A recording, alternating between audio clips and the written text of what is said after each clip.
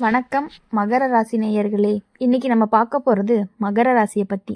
தனுசு ராசிக்கு அடுத்ததாக வர்றது மகர ராசி. இந்த மகர ராசி வாழ்க்கையில் பார்த்தீங்கன்னா பாசம் அப்படின்னு முன்னால் காட்டிட்டு பின்னால் கொஞ்சம் கொஞ்சமாக ஏமாற்றம் கொடுக்குற உறவுகளால் ரொம்பவே பாதிக்கப்படுற ராசி.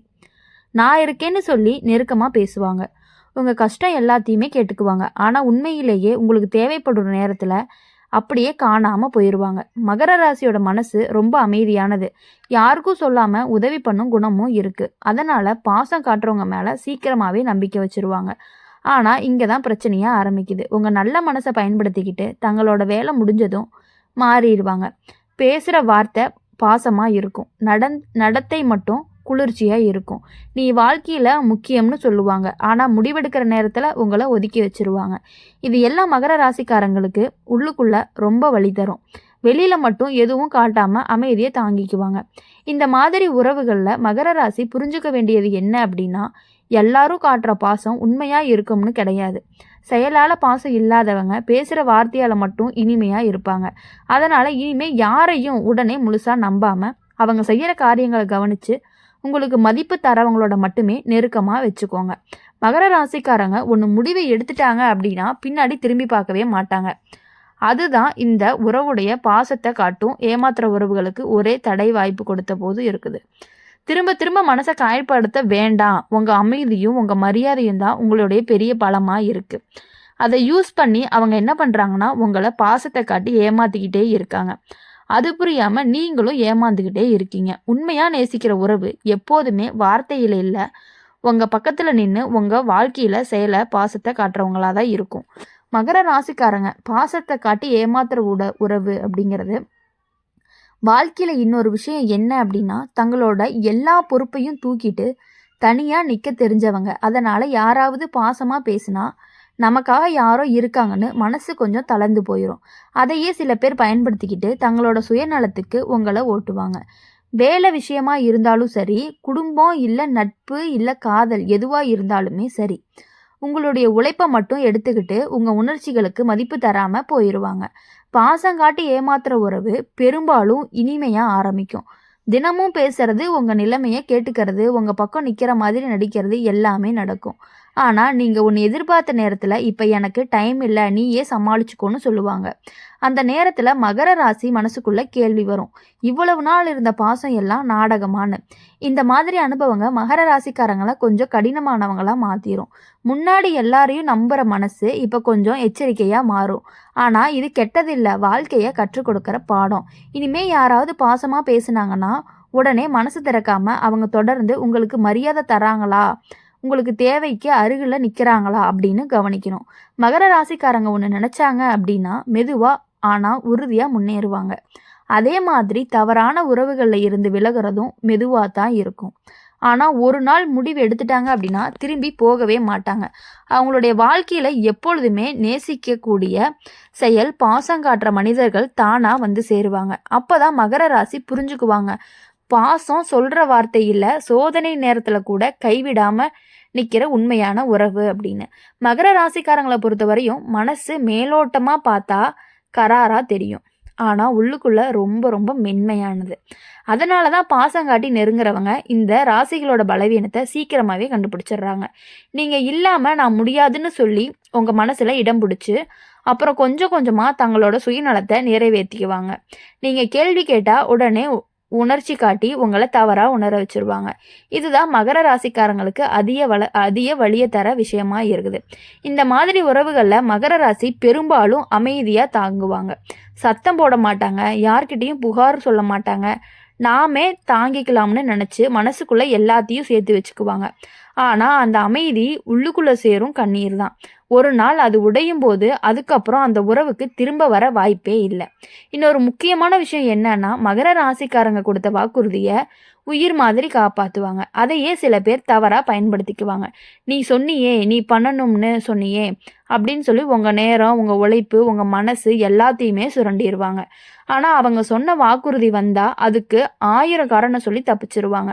இதிலிருந்து மகர ராசிக்காரங்க கற்றுக் கொடுக்க வேண்டிய பாடம் என்ன அப்படின்னா, பாசம் காட்டுற எல்லாருக்குமே உங்கள் வாழ்க்கைக்கானவங்க கிடையாது. உங்கள் நேரத்துக்கு மதிப்பு தரவங்க எல்லாமே உங்கள் எல்லையை புரிஞ்சுக்கிறவங்க தான். உண்மையான உறவு இனிமே இல்லைன்னு சொல்ல கற்றுக்கணும். அது தப்பில்லை, உங்கள் மனசை காப்பாற்றிக்கிற வழி.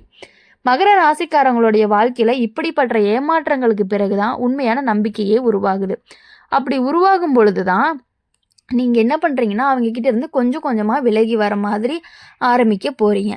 பாசத்தை காத்தி ஏமாத்துறவங்க போயிடுவாங்க. ஆனால் உங்கள் வாழ்க்கையில் தங்குறவங்க அமைதியாக உங்கள் பக்கத்தில் நின்று வார்த்தைகளே இல்லாமல் பாசம் காட்டுறவங்க தான். அப்போ தான் மகர ராசி மன நிம்மதியாக சொல்லுவாங்க, இப்போ தான் நான் சரியான உறவை அடைஞ்சிருக்கேன் அப்படின்னு. மகர ராசிக்காரங்களை பொறுத்த வரையும் வாழ்க்கையில் ஒரு விஷயம் ரொம்ப ஆழமாக நடக்கும். யாரை நம்புறீங்களோ அவங்களுக்காக தன்னோட கனவையும் கொஞ்சம் ஒதுக்கி வச்சிருவீங்க. இவங்க சந்தோஷமாக இருந்தால் போதும்னு நினச்சி தங்களோட தேவையை பின்தள்ளுவீங்க.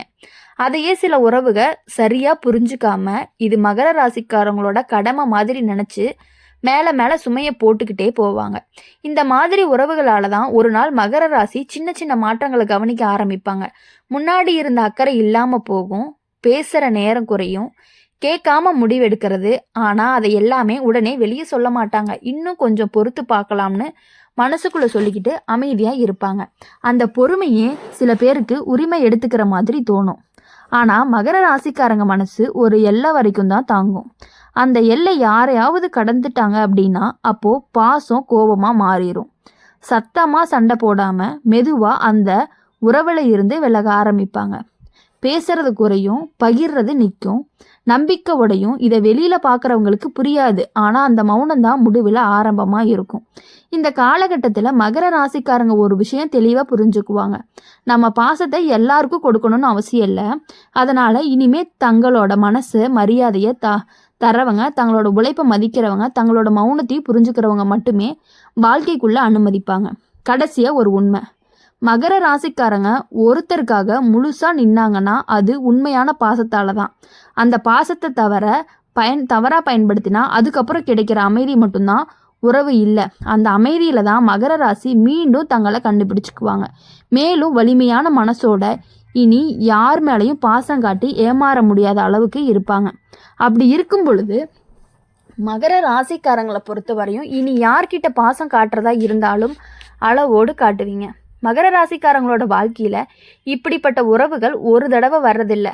மீண்டும் மீண்டும் அதே மாதிரி முகமூடி போட்ட மனிதர்கள் வந்துக்கிட்டே இருக்காங்க. ஒவ்வொரு முறையும் இந்த தடவை உண்மையாக இருக்கணும்னு நம்புவாங்க. ஆனால் மகர ராசி சந்தேகத்தோடு வாழ்கிறது இல்லை, நம்பிக்கையோடு வாழ்கிற ராசி. ஆனால் அந்த நம்பிக்கை சில பேருக்கு எளிதாக ஆயுதமாக மாறிடுது.